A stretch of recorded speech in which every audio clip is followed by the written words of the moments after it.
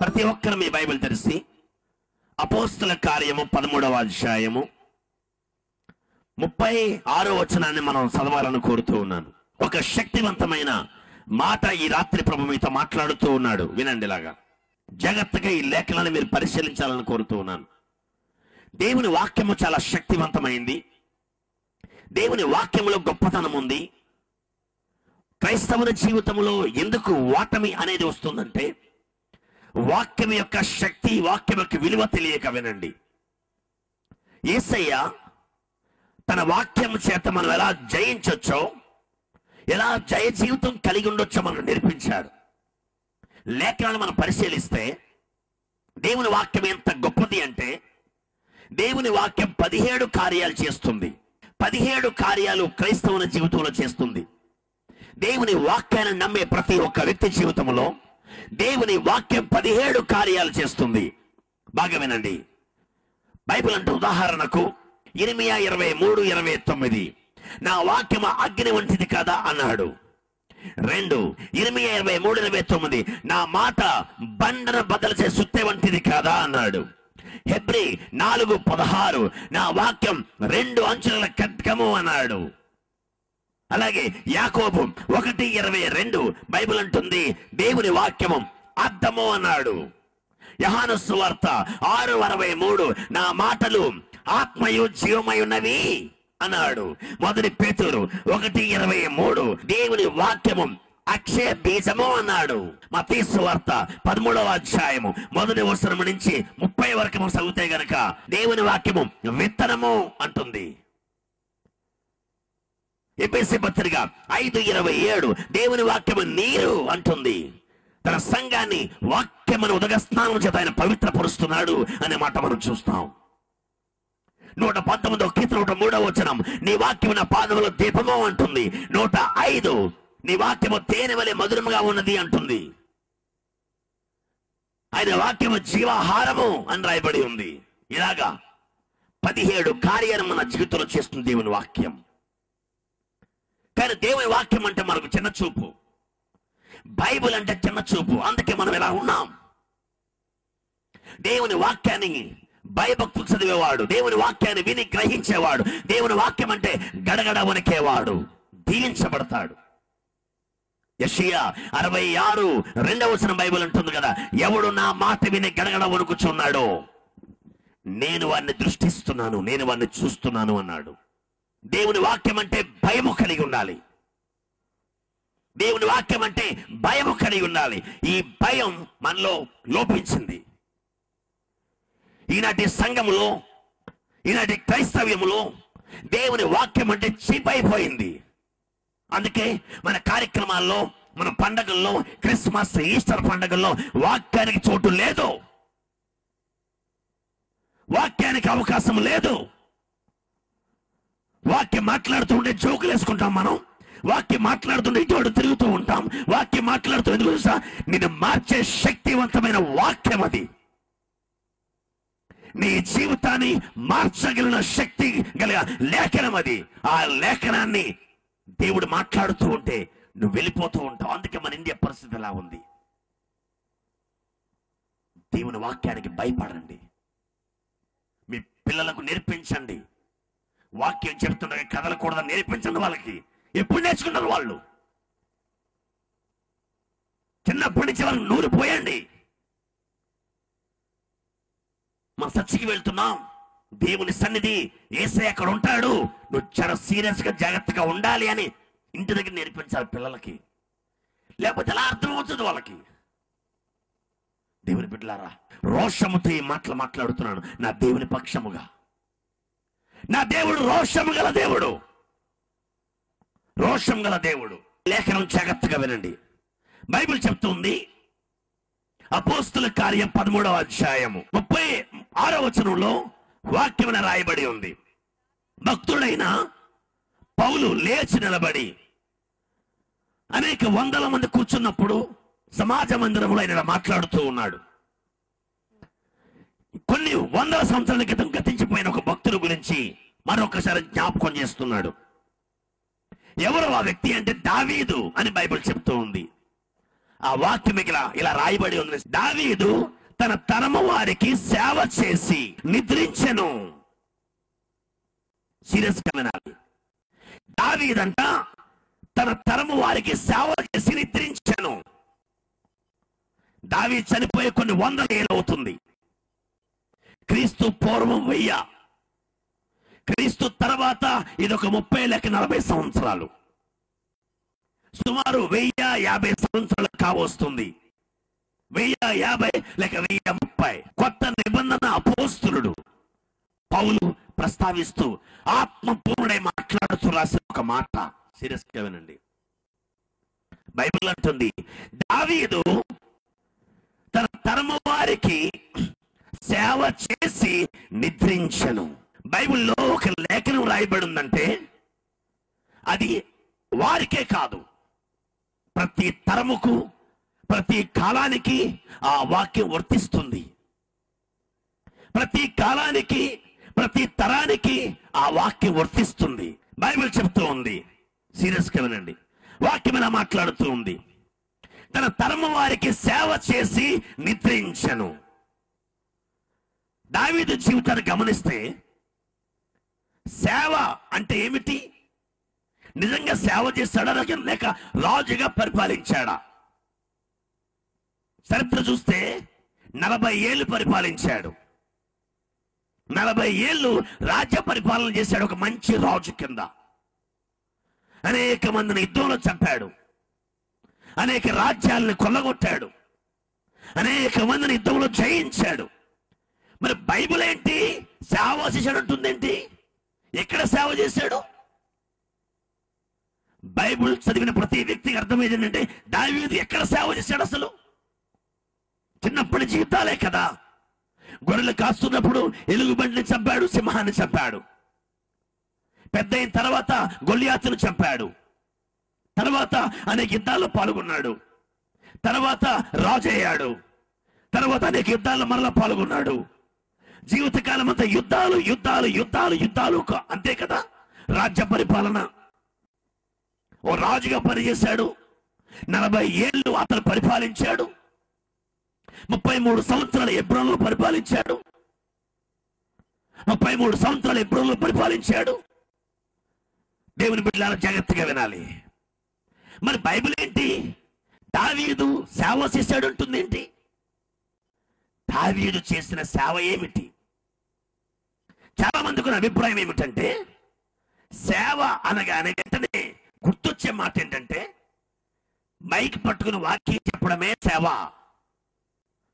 సేవ అంటే ఒక 50 మందికి సెర్చ్ చేసుకుని ఆలయం వేసుకుని అందులో 50 మందో 100 మందో గుడి కట్టుకుని 50 మంది సంపాదించుకుని వారికి వాక్యం చెబుతూ వారానికి ఒకసారి, ఇదే సేవ కాదు.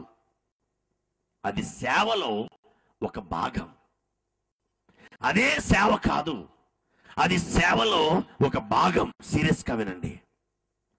దేవుని వాక్యం వింటున్న దేవుని ప్రజలారా, ఈ రాత్రి బైబిల్ అంటుంది దావీదు గురించి. ఈ రాత్రి ప్రభు మీతో మాట్లాడుతున్నాడు. దావీదు తన తరము వారికి సేవ చేసి నిద్రించను. తరము వారికంట. అసలు తరం అంటే సంవత్సరాలు. బైబిల్ లెక్కల ప్రకారముగా ఆదాముని ప్రభు తయారు చేసినప్పుడు నోహు కాలం వరకు కూడా మానవ జాతికి దేవుడు వయస్సు పరిమితి నిర్ణయించలేదు. దేవుడు ఆదామును తయారు చేస్తున్నప్పుడు, ఆదామా నీవు 100 ఏళ్ళు బతకాలి, నీవు 50 ఏళ్ళు బతకాలి, 500 ఏళ్ళు బతకాలి, 900 ఏళ్ళు బతకాలి అని చెప్పి దేవుడు వయస్సును నిర్ణయించలేదు. మరి దేవుడు ఎప్పుడు నిర్ణయించాడు అంటే నోహు కాలం వచ్చినప్పుడు ఒక్కసారి తాను చేసిన ఈ ప్రపంచం, తాను చేసిన ఈ ప్రజలు ఎలాగున్నారో చూద్దామని ప్రభు పైనుంచి తొంగి చూశాడు ఈ ప్రపంచాన్ని. భూలోకం చెడిపోయింది. మనుషులు తమ మార్గాల్ని చెరిపివేసుకున్నారు. ఎక్కడ నీతి కనిపించట్లే, ఎక్కడ యథార్థత కనిపించట్లే, ఎక్కడ చూసిన మోసం, దగ, ఎక్కడ చూసినా సరే వ్యభిచారం, ఎక్కడ చూసినా సరే భయంకరమైన పాపం జరుగుతూ ఉంది. ప్రభు చూసి ఓర్వలేక ఈ నరమాత్రులతో నా ఆత్మ వాదించదు అని 120 ఏళ్ళు మీరు బ్రతుకుతారు అని మొట్టమొదటిగా దేవుడు అక్కడ డిక్లేర్ చేశాడు. ఆదికాండం 6వ అధ్యాయం 3వ వచనంలో ఈ మాట రాయబడి ఉంటుంది. రాసుకుని ఇంటికి వెళ్ళి చదవండి. మళ్ళా చెప్తాను. ఆదికాండం 6వ అధ్యాయం 3వ వచనంలో దేవుడు మొట్టమొదటిగా మానవుని యొక్క ఆయుస్సు పరిమాణం ప్రభు నిర్ణయించాడు. ఇదిగో మీరు 120 ఏళ్ళు బతుకుతారు అంతే. మీరు అక్రమ విషయంలో నరమాత్రులై ఉన్నారు కనుక మీ వయసు ఇప్పుడు 120 ఏళ్ళు కన్నా ఎక్కువ బతకరు అని ప్రభు డిక్లేర్ చేశాడు. అది అలా ఉంచేస్తుంటే చాలా బాగుంది. కానీ మరలా ప్రభు ఏం చేశాడంటే, బైబిల్ మనం చదువుతూ ఉంటే మనకు అర్థమయ్యే విషయం ఏంటంటే, ఒక లేఖనం రాయబడిందంటే దాన్ని ఖండించే లేఖనం మరొక చోట ఉంటే ఆ వాక్యాన్ని మనం తీసేయచ్చు. ఇంకా ఆ వాక్యం ఇంకా అవ్వదు మనకి. ఉదాహరణకు పాత నిబంధనలో దేవుడు విశ్రాంతి దినాలు కూడుకోమని చెప్పాడు. కొత్త నిబంధనకు వచ్చినప్పటికీ యేసు ఆదివారం లేచాడు. చంద్రబాబు తల్లి చెప్పండి గట్టిగా. ఖచ్చితంగా మనం రుజువు చేయగలం మనం ఆదివారం లేచాడని చెప్పి. సో మన ప్రభుని ఆరాధిస్తున్నాం. ఇప్పుడు శనివారంతో సంబంధం లేదు, అయిపోయింది అది. సో జాగ్రత్తగా సీరియస్గా వినాలని కోరుతున్నాను. ఈ రాత్రి ప్రభు మీతో సూటిగా మాట్లాడుతూ ఉన్నాడు. ఇలాగా వాక్యం మనం జాగ్రత్తగా తరిచి చూస్తే 120 ఏళ్ళు అని ప్రభు చెప్పిన తర్వాత ఆ వాక్యాన్ని ఖండించే మరొక వాక్యం దేవుడు మరొకసారి రాశాడు. దేవుడు అది ఎక్కడంటే కీర్తనల గ్రంథము 90వ కీర్తనలో 10వ వచనంలో దేవుడు మరొకసారి మానవుని ఆయుష్ను ప్రభు తగ్గించేశాడు. 120 ఏళ్ళు అని ప్రభు చెప్పిన తర్వాత అలా ఉంచేస్తుంటే బాగుండు, అలా ఉంచకుండా మన 90వ కీర్తన 10వ వచనం వచ్చినప్పటికీ మా ఆయుష్ కాలము 70 సంవత్సరములు, అధిక బలముంటే 80 సంవత్సరములు. 120 నుంచి ఎక్కడికి వచ్చేసింది? ఇప్పుడు 70కి వచ్చేసింది. అధిక బలం ఉంటే 80. మన కింద రాశాడు, అయినను వాటి వైభవము ఆయాసము దుఃఖమే. ఆ 10 ఏళ్ళు ఎక్స్ట్రా ఇచ్చావు కానీ ఆ 10 ఏళ్ళు కూడా ఏంటి మాకు? ఆయాసం, దగ్గు. ఏంటి ఉపయోగం? బైబిల్ లెక్కల ప్రకారం ఒక తరము అంటే 70 సంవత్సరాలు. సీరియస్గా వినండి. సో బైబిల్ మనతో మాట్లాడుతూ ఉంది. దావీదు తరము వారికి సేవ చేసి నిద్రించెను. ఏ విధమైన సేవ చేశాడు దావీదు? ఇక్కడ కూర్చున్న నీతో ప్రభు మాట్లాడుతున్నాడు. నిన్ను పుట్టించింది, యేసు రక్తంతో నిన్ను కొన్నది, ఈ లోకాన్ని తీసుకుని వచ్చింది, ఈ లోకంలో తల్లి గర్భాన్ని రూపొందించింది, ఈ భూమి తీసుకువచ్చింది ఒక ప్రత్యేక పని కొరకు. అదేం పని అంటే ఈ తరము వారికి నువ్వు సేవ చేయాలి. సేవ అంటే కేవలం చర్చ్ కాదు. సేవ అంటే ఒక గుడి చేసుకుని ఆలయం కట్టడం కాదు. అదే సేవ కాదు. దానికి దేవుడు కొంతమందిని పిలుస్తాడు. దావీదు ఏ విధమైన సేవ చేశాడు? ఏ విధమైన పరిచర్య చేశాడు? ఈ రాత్రి ప్రభు మీతో సూటిగా మాట్లాడుతున్నాడు. ఈ లోకంలో నేను ప్రభు ఉంచింది ఈ తరమ వారికి నువ్వు సేవ చేయడానికి. ఇంకా బ్రతుకున్నావంటే నీ పట్ల దేవునికి ఏదో పని ఉంది. ఇంకా దేవుడు నీకు ఆయుష్ను ఇస్తున్నాడంటే నీ పట్ల దేవునికి ఏదో ఉద్దేశం ఉంది. సీరియస్గా విందాం. బైబిల్ చెప్తూ ఉంది ఏంటి దావీదు చేసిన సేవ. అసలు దావీదు జీవితంలో కొన్ని ప్రాముఖ్యమైన సంగతులు మీకు చెప్పాలి. సీరియస్గా విందాం. మొట్టమొదటిగా దేవుడు దావీదును కోరుకున్నాడు, దావీదును ఎన్నుకున్నాడు. గమనించాలి. బైబిల్ అంటుంది, వాక్యం మనం జాగ్రత్తగా ధ్యానం చేస్తే గనక మొదటి సమూయేలు గ్రంథం 10వ అధ్యాయం 1వ వచనంలో దేవుడు ఇశ్రాయేలు వారికి మొట్టమొదటి రాజును ప్రభు తయారు చేశాడు. ఆ వ్యక్తి సౌలు. అందరిలాగా మాకు రాజు కావాలి అని కోరాడు గనక, అందరిలాగా మాకు రాజు కావాలని అడిగారు గనక, సరే సమూయేలు మరి రాజు కావాలంటున్నారు గనక ఇదిగో నేను సౌలును రాజుగా చేస్తున్నానని చెప్పేశాడు దేవుడు. ఈ సౌలు ఏమైనా యథార్థంగా ఉన్నాడు అంటే లేడు. 3 సార్లు తప్పిపోయాడు. 3 సార్లు దేవుని ఆజ్ఞ తిరస్కరించాడు. ఇంక ప్రభు కోపం వచ్చి అన్నాడు, సమూయేలు నేను విసర్జించిన సౌలు కోసం ఎన్నాళ్ళు కన్నీరు కారుస్తావయ్యా? ఎన్నాళ్ళు కన్నీరు కారుస్తావు? వదిలేయ్, పక్కన పడే. నేను ఒక వ్యక్తిని కనుగొన్నాను. మొదటి సమూయేలు గ్రంథము 16వ అధ్యాయము 13వ వచనములో ఈ మాట మనం చూస్తాం. నేను విసర్జించిన సౌలు కోసం ఎన్నాళ్ళు కన్నీరు కారుస్తావు? లే, నీ కుమ్మను తైలముతో నింపు. యెషయా కుమారు దగ్గరికి వెళ్ళి, యెషయా దగ్గరికి వెళ్ళి బెత్లెహేముకి వెళ్ళు, అక్కడ యెషయా ఉన్నాడు. యెషయా దగ్గరికి వెళ్ళు, అక్కడ అతని కుమారులు ఒక వ్యక్తిని రాజుగా చేయబోతున్నాను అని చెప్పాడు. ఈ సమయంలో అన్నాడు, ప్రభా ఈ సంగతి సౌలుకు తెలిస్తే నాకు చాలా ప్రమాదం, చాలా డేంజర్ ప్రభా నాకు. అంటే బలి అర్పిస్తున్నాను అని చెప్పు, వెళ్ళమని చెప్పాడు. బెత్లెహేముకి వచ్చాడు, యెషయా దగ్గరికి వచ్చాడు. ఏమయ్యా ప్రభు చెప్పాడు, నీ కుమారుల దేవుడు ఒక వ్యక్తిని రాజుగా చేయబోతున్నాడు అని చెప్పాడు. మరి నీ కుమారులందరూ తీసుకురా. ఎంతమంది నీ కుమారులు అంటే 7 అని చెప్పాడు. మరి 7 తీసుకురా అని చెప్పాడు. 7 కూర్చోబెట్టాడు. మొట్టమొదటి వ్యక్తి వచ్చాడు, ఏలియాబు. తన ఎత్తుగా, లావుగా, హైట్ గా ఉన్నాడు. వావ్, రాజు అంటే ఎలా ఉండాలి, రాజు అంటే ఈ విధమైన ఈ యొక్క బాడీ ఉండాలి, ఈ విధమైన కండ్లు ఉండాలి, రాజుకి సరిగ్గా సరిపోతాడు అనుకున్నాడు సమూయేలు. ప్రభు చెప్పాడు, అతని 10 రూపాయలు లక్ష్య పెట్టకు అని చెప్పాడు. మరొక వ్యక్తి వచ్చాడు, సిమియోను, రెండోవాడు. మరలా చూశాడు, మరలా అన్నాడు, వీడు కాదు నేను కోరుకున్నది.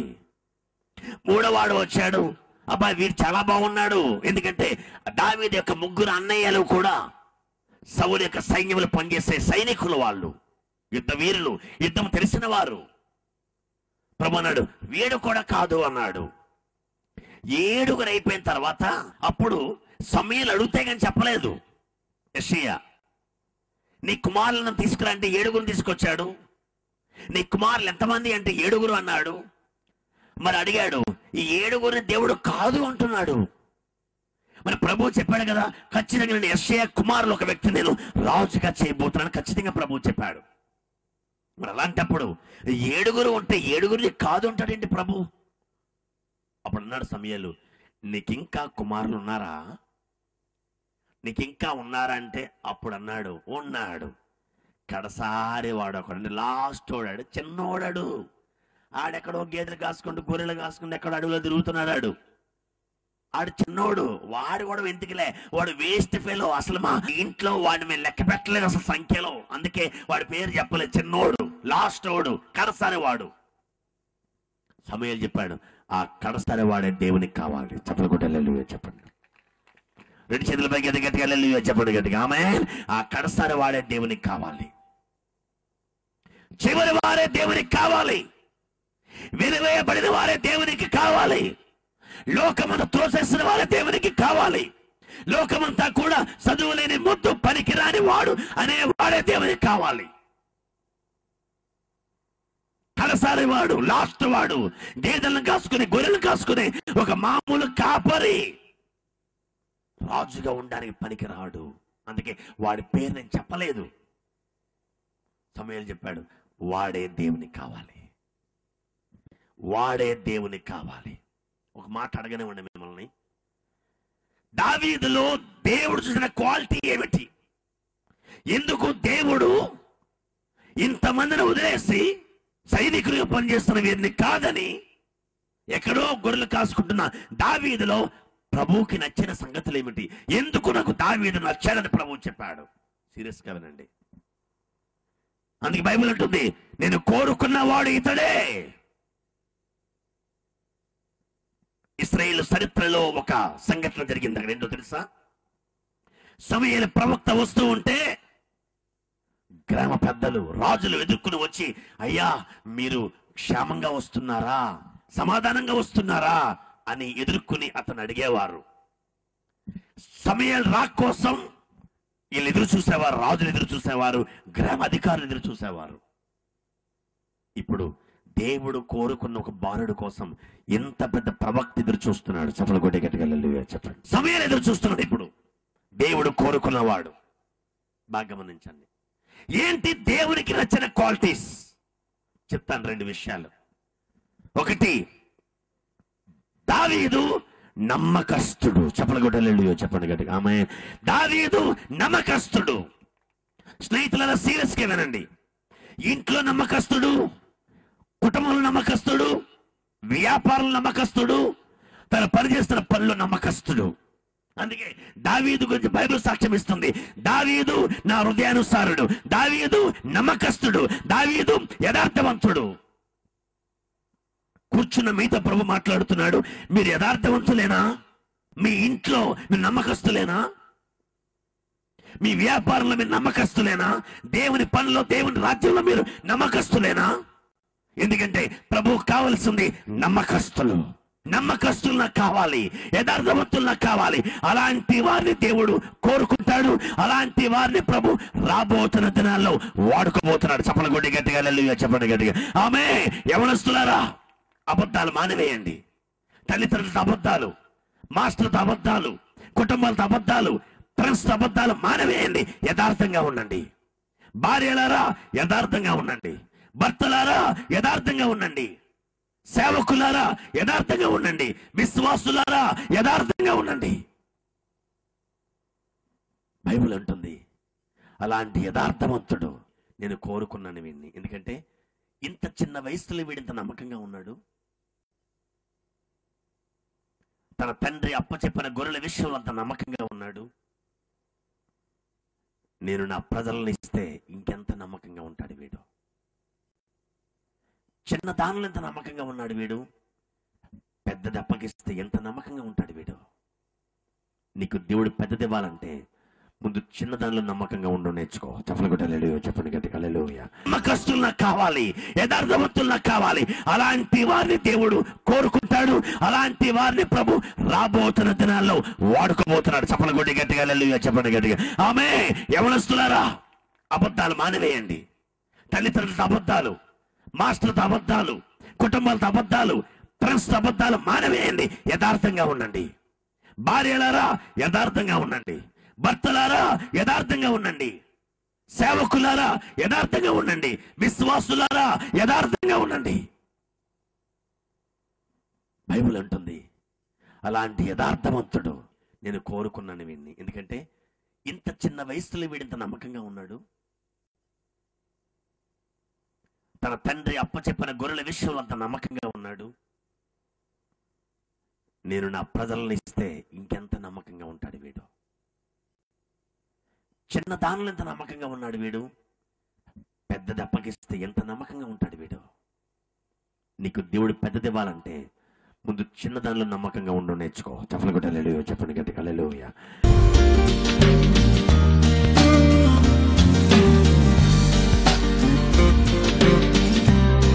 పరలోక రాజ్య పనులు దేవుడిని వాడుకోవాలి అంటే గనక ముందు భూలోక పనులు నమ్మకం కూడా నేర్చుకో. నువ్వు చేస్తున్న వ్యాపారంలో, నువ్వు చేస్తున్న పనులు, నీ కుటుంబ విషయాల్లో నమ్మకంగా ఉండు. దేవుడి నమ్మకత్వాన్ని చూస్తాడు. అరే వీడు భూలోక విషయం ఎంత నమ్మకంగా ఉన్నాడు వీడు, మరి పరలోకము విషయం వీడికి ఇస్తే ఎంత నమ్మకంగా ఉంటాడు వీడు అంటూ ప్రభు ఆ గొప్ప పని ప్రభు నీకు అప్పగిస్తాడు. దావీదు సేవ చేశాడని మనం చెప్పుకుంటున్నాం. సేవకు ముందు దేవుడు ఒక వ్యక్తిని కోరుకోవాలి, దేవుడు నిన్ను ఎన్నుకోవాలి. అలా ఎన్నుకోవాలి అంటే నువ్వు యథార్థంగా ఉండాలి. Be honest always. నువ్వు యథార్థంగా ఉండు దేవుని బిడ్డ, యథార్థంగా ఉండు. యథార్థవంతుని ప్రభు కోరుకుంటాడు. ముందుకు వెళ్దాం. ఇలాంటి యథార్థవంతుడైన దావీదుని ప్రభు అభిషేకించాడు. దావీదు మీదకి వచ్చిన అభిషేకం సామాన్యమైన అభిషేకం కాదు. మొదటి సమయాలు 10వ అధ్యాయం ఒకసారి మీ బైబిల్ తీసి పరిశీలించండి. మొదటి వచనంలో సమయాలు వెళ్ళి తైలపు గిన్నె తీసుకుని అభిషేకించాడు. దావీదుని అభిషేకిస్తున్నప్పుడు తైలపు గిన్నె కాదు. ఇప్పుడు మరలా తీయండి. మొదటి సమయాలు 16వ అధ్యాయంలో 13వ వచనంలో ఇలా రాయబడి ఉంది, సమయాలు తైలపు కొమ్ము తీసుకుని అతని సహోదరుల ఎదుట అతన్ని అభిషేకించెను. తైలపు గిన్నె కాదు, కొమ్ము. కొమ్మకు గిన్నెకు ఏంటని పెద్ద వ్యత్యాసమంటారా చెప్తాను. గిన్నె అభిషేకం అనేది ఒక మామూలు రాజరికపు అభిషేకం అది. కానీ తైలపు కొమ్ము అభిషేకం అనేది ఒక కొమ్ము కావాలంటే ఒక పొట్టెలు గాని గొర్రెగా చంపబడాలి, వధింపబడాలి, బలి అర్పించబడాలి. దాని కొమ్ము కట్ చేసి ఆ కొమ్మును ఖాళీ చేసి అందులో నూనె పోసి తైలం పోసి అభిషేకిస్తారు. అది యాజకత్వ అభిషేకం. అది ఎందుకో తెలుసా? దావీదు దేవుని చేత కోరబడిన వాడు, దేవుడు కోరుకున్నవాడు. ఎందుకో తెలుసా? దావీదు యథార్థవంతుడు. మీలో రోషము రావాలని మాట్లాడుతున్నాను. దేవునికి కావలసింది చేతగాని క్రైస్తవులు కాదు. దేవునికి కావలసింది రోషము కలిగిన వారు. ఒక్క రోషము కలిగిన ఏలియా ఒక దేశాన్ని దేవుని వైపు తిప్పాడు. చంద్ర భగతల్లు చెప్పండి గట్టిగా ఆమె. దేశం తిరిగిపోయింది యేసు వైపు. అనేక సంవత్సరాలుగా ఇజబేలుకు భయపడి బయలును ఆరాధిస్తూ ఉంటే రోషము కలగ ఏలియా లేచి అన్నాడు, ఎన్నాళ్ళు మీరు రెండు తలంపుల మధ్యన తడబడుచుందరు, రండి తేల్చుకుందాం ఎవరు దేవుడో. అలా అనగలిగే దమ్మున్న, అలా అనగలిగే శక్తి కలిగిన, అలా అనగలిగే ఒక శక్తివంతమైన సేవకుడు గాని ఒక విశ్వాస గాని ఏడి ఈ రోజు. నీకు రోషం రావట్లేదా? పౌరుషం రావట్లేదా? జీవము గల దేవుణ్ణి కలిగి ఉండి, మాట్లాడే దేవుణ్ణి కలిగి ఉండి, కనిపించే దేవుణ్ణి కలిగి ఉండి, దిగి వచ్చి నీతో సంభాషించే దేవుణ్ణి కలిగి ఉండి, ఎందుకండి క్రైస్తవ్యం ఇలా ఉండిపోయింది? మన దేవుడు చేతగాని వాడా? మన దేవుడు మాట్లాడలేని వాడా? సమాధులు పెట్టబడిన వాడా? లేదే. తిరిగి లేచిన వాడు అందరూ నమ్ముతున్నాం. తిరిగి లేచాడని రుజువు చేయలేకపోతున్నాం. రోషము కలిగిన వాడు ఒక్కడుంటే చాలు, ఆ ఒక్కడి చేత దేవుడు దేశాన్ని కదిలిస్తాడు. చెప్పలు గుడ్డి గట్టిగా హల్లెలూయా చెప్పండి. నిలబడి ప్రార్థన చేస్తాడు, ప్రభా నీవు నన్ను పంపేవని ఇక్కడ నువ్వు రుజువు చేయాలి. నీ శక్తిని పంపించు.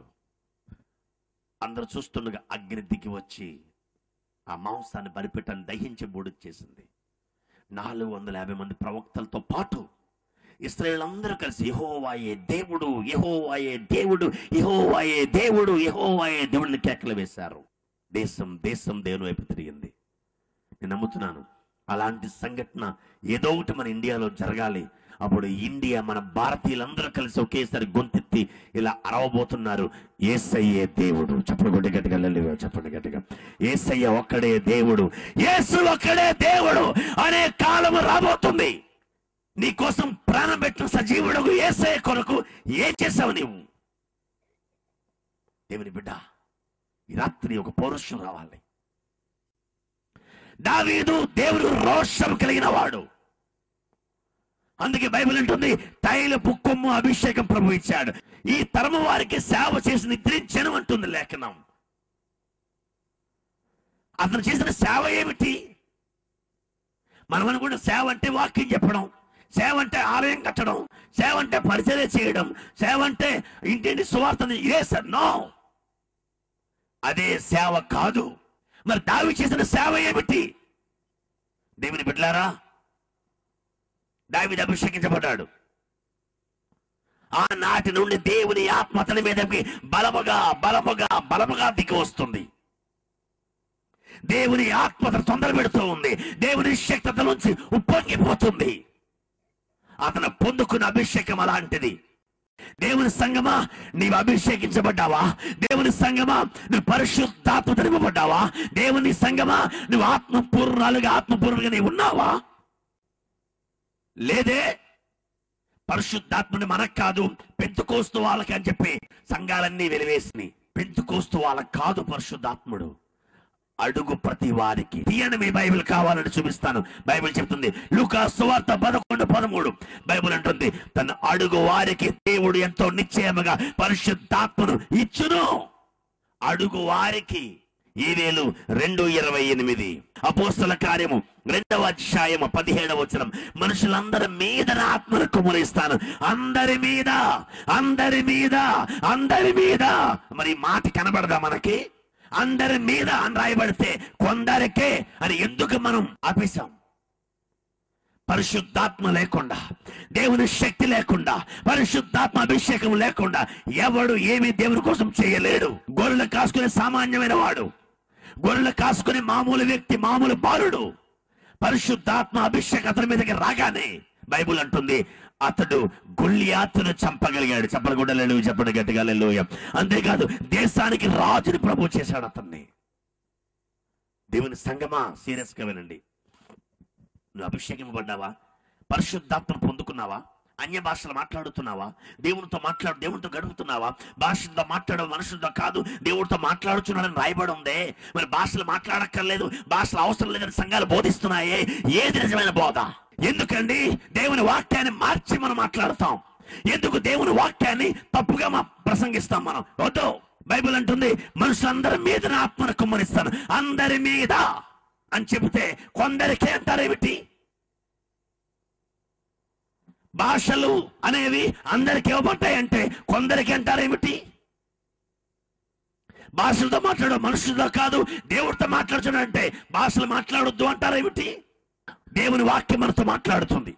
దేవుడు నీ మీద ఎన్నో ఆశలు పెట్టుకున్నాడు. ఈ తరము వారికి నువ్వు సేవ చేయాలి. ఈ తరము వారికి నువ్వు జీవిస్తున్న ఈ ఇండియాలో, నువ్వు జీవిస్తున్న ఈ జిల్లాలో, ఈ మండలంలో దేవుని కోసం ఏదో ప్రభు చేయాలని ఆశపడుతున్నా నీ ద్వారా. అలా చేయాలంటే మొట్టమొదటిగా విను, యథార్థంగా నమ్మకస్తులుగా ఉండు. 2, పరిశుద్ధాత్మ అభిషేకంతో నింపబడు. చెప్పలు కొట్టి గట్టిగా హల్లెలూయా చెప్పండి.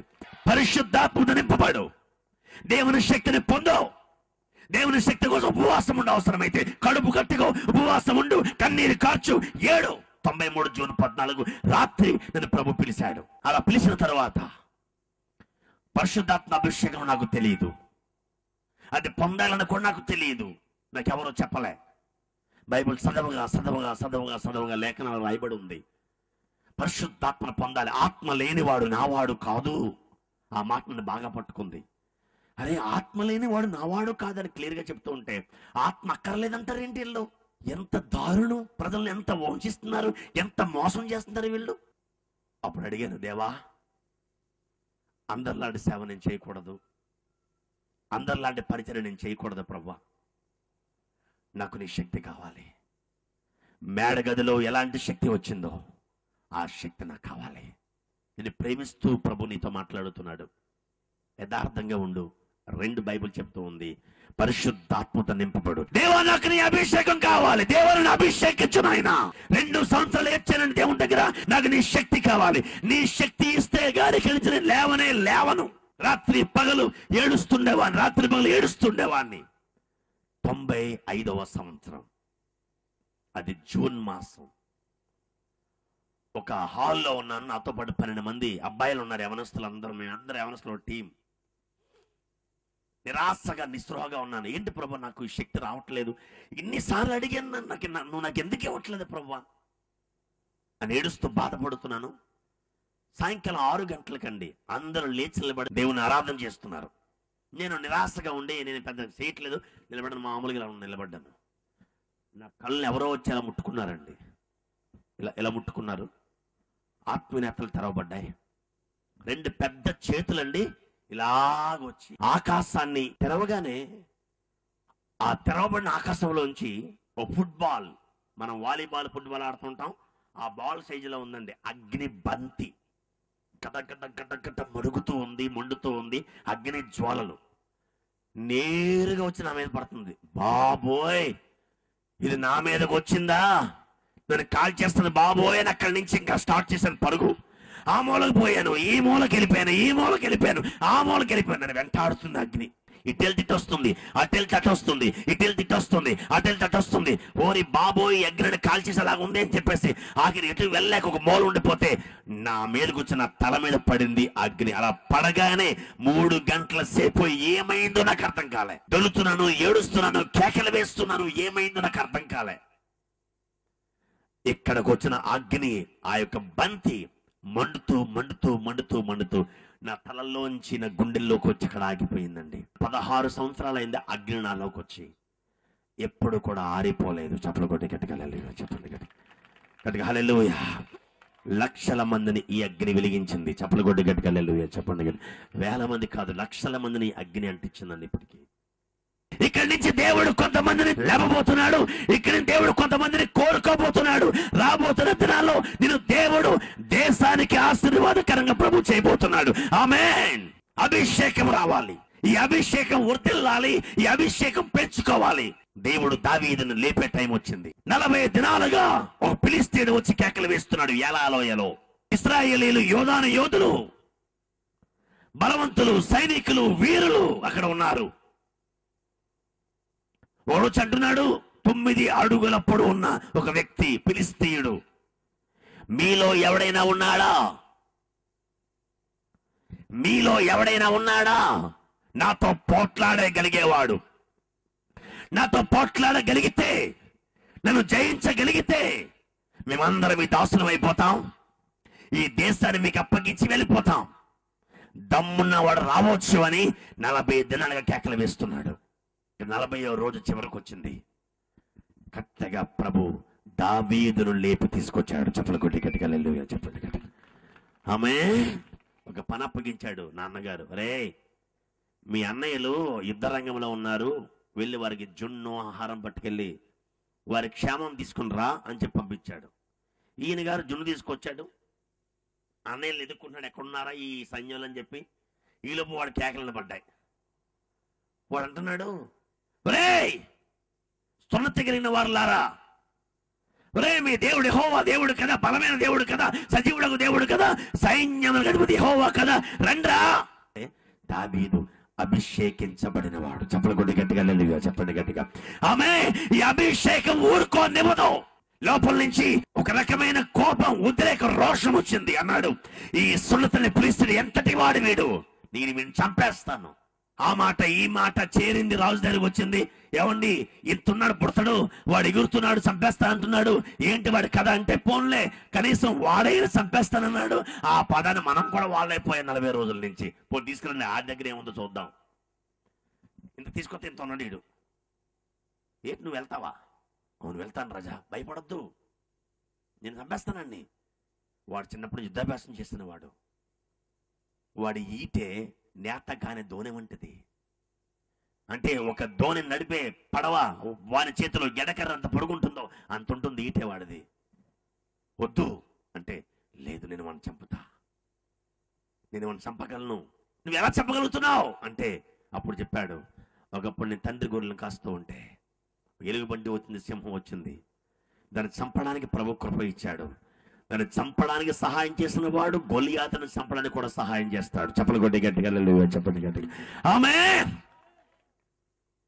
వినండి ఒక మాట, దావీదు సేవలో మొదటి మజిలీ శత్రువును చంపుట. చెప్పలు కొట్టి గట్టిగా హల్లెలూయా చెప్పండి గట్టిగా. ఆమేన్.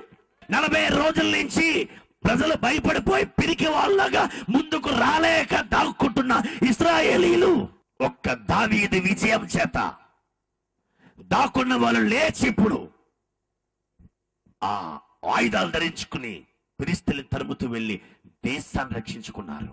సేవ అంటే వాక్యం చెప్పడమే కాదు, సేవ అంటే ఏదో సువాస చెప్పడమే కాదు, సేవ అంటే వినండి, ప్రార్థన చేసి ప్రార్థన ద్వారా ఇండియాలో ఉండే దయ్యాలను తరమి కొట్టగలవు. చెప్పలు కొట్టలేలు చెప్పండి గట్టిగా హల్లెలూయా ఆమేన్. 2000 సంవత్సరాలుగా ఇండియాలో సాతానుడు రంకె వేస్తున్నాడు.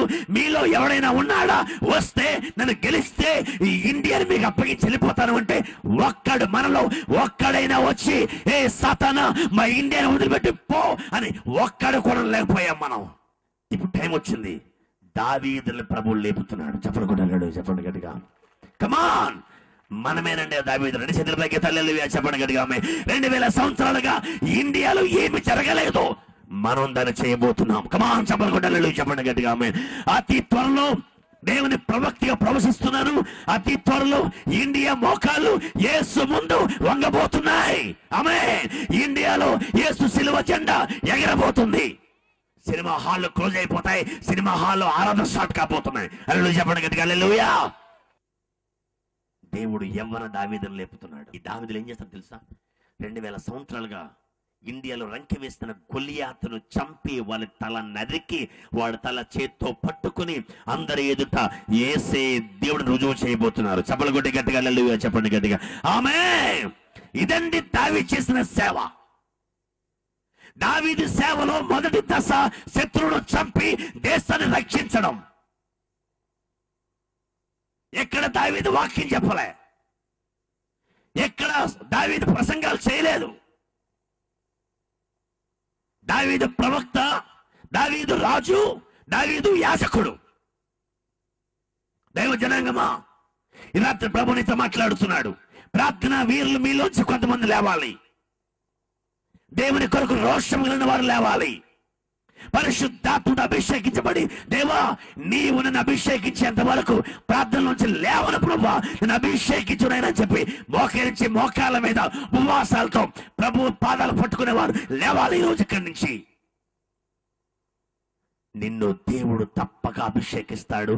ఆ అభిషేకం అలాంటిదంటే, ఈ ఇండియాని 2000 సంవత్సరాలుగా ఏ దురాత్మ రంకెలు వేసి అది గొంతులు వేస్తుందో ఆ దయ్యాన్ని జయించే శక్తిని దేవుడు మనకు ఇవ్వబోతున్నాడు. చెప్పల కొట్టి గట్టిగా హల్లెలూయా చెప్పండి. 2 చేతులపైకి గట్టిగా ఆమేన్. దావీదు ఒక ఆశ ఉండేదండి, దేవునికి ఒక మందిరం కట్టాలి. దావీదు పాటలు దేవుని కొరకు. చెప్పల కొట్టి గట్టిగా హల్లెలూయా చెప్పండి గట్టిగా. తన జీవిత కాలం అంతా కష్టపడి సంపాదించిన యావత్తంతా కూడా దేవుని మందిరం, దేవుని ఆలయం ఘనము కట్టబడాలి. నా దేవుని మందిరం ప్రపంచంలో పేరుగాంచాలి. నా దేవుని మందిరం ఏ విషయంలో తక్కువ కాకూడదు. దావీదు మనసు అన్నది, నా జీవిత కాలమంతా సంపాదించిన యావత్తు కూడా మందిరాని కోసం నేను సంపాదించాను అనే వాళ్ళు ఒక్కరు చూపించండి. కానుక ఇవ్వం మనం, విచిత్రం. దేవుని బిడ్డలారా, కానీ విచిత్రం ఏంటంటే మనం అంటాం, నా ప్రాణాల ప్రభా నీ కొరకే. ప్రాణం ఇచ్చేస్తావా? రూపాయి ఇవ్వలేవు కానీ ప్రాణం ఇచ్చేస్తావా? నోటి మాట వరకే పరిమితం అది. ఎవడైనా తుపాకి పట్టుకుని యేసు ప్రభువుని వదిలేస్తా లేదంటే పరుగు ఇక్కడి నుంచి నిమిషంలో కూడా ఉన్నాడు. ఇక్కడ రష్యాలో ఒక వ్యక్తి వచ్చి, సైనికులు వచ్చి చర్చిలో కూర్చున్న వారందరినీ కూడా పైకి లేచి నిలబడండి అని పైకి లేచి నిలబడ్డారు. చెప్పండి, ఎంతమంది ఇస్తుందో వదిలేస్తారు? లేదండి అనగానే అందరూ వదిలేస్తామని చెప్పి వెళ్ళిపోయారు. మొత్తం పాస్టర్ గారు కూడా వెళ్ళిపోయాడు బయటికి. నాకు 4 పిల్లలు, నేను వాళ్ళని వదిలి ఉండలేను అని చెప్పి బయటికి వెళ్ళిపోయాడు. 12 ఏళ్ళ అమ్మాయి మాత్రం చర్చిలో ఉండిపోయింది. రష్యాలో జరిగిన సంగతి అలా ఉండిపోయింది. నీకు భయం లేదా? చంపేస్తాను అంటే 12 ఏళ్ళ అమ్మాయింది ఏమని తెలుసా? మరే పిచ్చోడా, నేను ఆల్రెడీ క్రీస్తుతో కూడా చనిపోయాను, ఇంకేం చంపుతావు నన్ను? చేతుల పైకి తల్లెళ్ళు చెప్పండి. నేను ఆల్రెడీ చనిపోయాను క్రీస్తుతో పాటు. అయినా సరే నా కోసం నా ప్రభు మరణించాడు. ఆయన కోసం మరణించి ఆయన రుణం తీర్చుకునే అవకాశం ఎంతమందికి వస్తుంది? అది నాకు వచ్చింది. చంపే నన్ను. అదండి నిజమైన ప్రేమ అంటే. అందుకే బైబిల్లో లాస్ట్ లో దేవుడు ఒక మాట అన్నాడు దావీదు గురించి, దావీదు నా హృదయానుసారుడు. చేతుల పైకి తల్లెళ్ళు చెప్పండి. అంటే నా మనస్సు, నా హృదయం ఎలా ఆలోచిస్తుందో అలా దావీదు మనసు ఆలోచిస్తుంది. మన దేశంలో దేవుని యొక్క సువార్త, దేవుని రాజ్యం కట్టబడే సమయం వచ్చింది. నా సంపాదన, నా పరిచర్య, నా బ్రతుకంతా నా దేవుని రాజ్యం కట్టడానికే అనే దావీదులు ఎంతమంది ఉన్నారు? మాట్లాడితే మనం అంటాం, మాది అపోస్తల పరిచర్య అండి, మాది అపోస్తల యొక్క సహవాసం అండి, లేకపోతే మా తాతల ముత్తాతలు ఇప్పటి నుంచో మేము ఉన్నామండి, మాది అపోస్తల పౌలు నడిచాడు, అపోస్తలు నడిచాడు, అలాగే నడుస్తామండి మేము కూడా. చాలా మందిని చూశానండి, చిన్నప్పటి నుంచి దేశం అంతా తిరిగాను, అనేక ప్రాంతాలు వెళ్ళాను, అనేక మంది. అసలు అపోస్తుల పరిచర్య తెలుసా మీకు? అసలు అపోస్తుల యొక్క సేవలో, ఆదిమ సంఘంలో అసలు వారు ఏం చేస్తారో తెలుసా? ఉదాహరణ చెప్పేస్తాను ఒకే ఒక మాటలో. బైబిల్ అంటుంది, విశ్వాసులు అండి, సేవకులు కాదు, విశ్వాసులు స్థిరాస్తులు అమ్మి ఆ డబ్బును తీసుకొచ్చి అపోస్తుల పాదాల దగ్గర పెట్టారు. అపోస్తుల సంగతి ఏంటంటే, అపోస్తులు ఎప్పుడో అన్ని వదిలేసి దేవుని వెంబడించారు. చేతుల పైకి తల్లెళ్ళు చెప్పండి. ఎప్పుడో అన్ని వదిలేసి ఖాళీ బట్టలతో ప్రభువుని వెంబడించారు వాళ్ళు. పౌలు భక్తులండి, పౌలు కాలంలో పౌలు యొక్క డబ్బు ఎంత మీకు తెలుసా? 5 కోట్ల రూపాయల ఆస్తండి పౌలుది. అందుకే అంటాడు పౌలు, క్రీస్తు నిమిత్తం సమస్తాన్ని పెంటగా ఎంచుకున్నాను, అన్ని వదిలేశాను, నాకెవరో వద్దు, క్రీస్తు కావాలి. ప్రార్థన చేయబోతున్నాను. ఈ ప్రార్థన చేస్తున్నప్పుడు పరిశుద్ధాత్మ అభిషేకం మీలోకి రాబోతుంది. చేతులపైకి తల్లెళ్ళు చెప్పండి.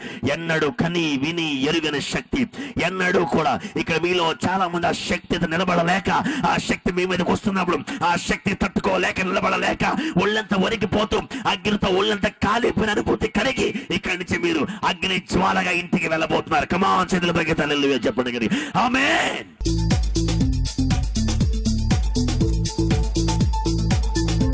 సంశుద్ధి గల తండ్రి, ఎంతమంది ఈ సాయంకాలం వేళ ఈ కార్యక్రమాన్ని చూస్తూ ఒక నడిచే నది వలె ఉండాలని ఆశపడుతున్నారు. పరిశుద్ధాత్మ వారి నుంచి మీరు ప్రవహించండి. ఒక నది వారి నుంచి బయలు వెళ్ళాలి, లోకాన్ని తాకాలి, లోకాన్ని వెలిగించాలి. ఎస్, ఈ కడవరి కాలంలో, కడవరి వర్షం మా కాలంలో రావాలి. మా భారతీయులు 100 కోట్ల మంది యేసు నామములో వారి మోకాలు నీ ముందు వంగాలి.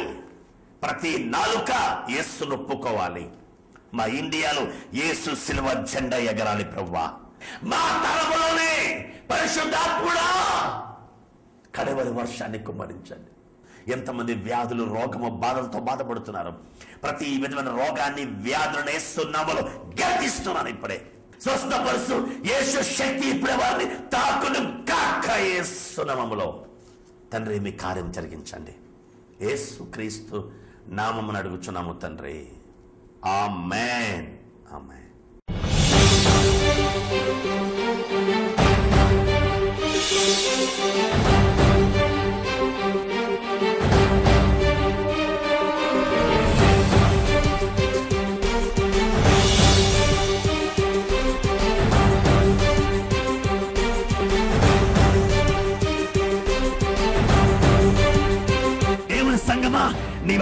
అభిషేకించబడ్డావా?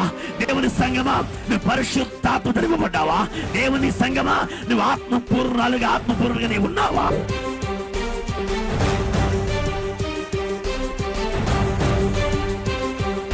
దేవుని శక్తిని తాకింది. ఎలా తాకింది?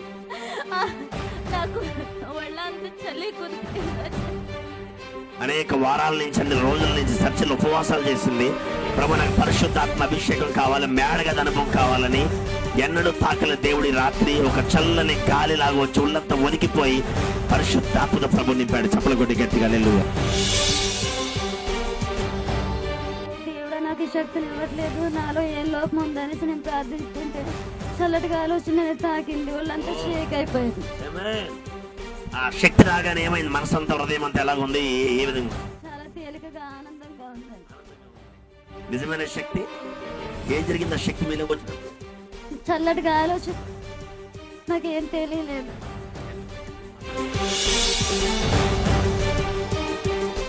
మీరు పిలుస్తున్నప్పుడు నిజంగా నేను ఎందుకు పడిపోతాను?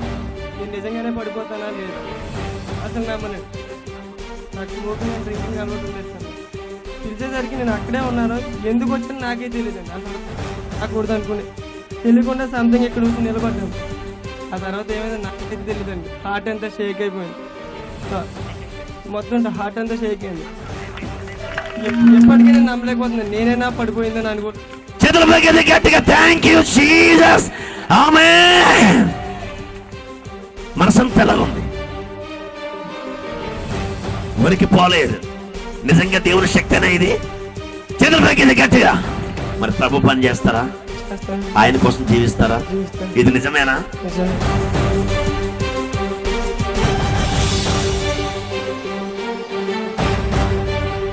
ఈ కార్యక్రమం మీకు ఆశీర్వాదకరంగా ఉంటే మాకు రాయండి.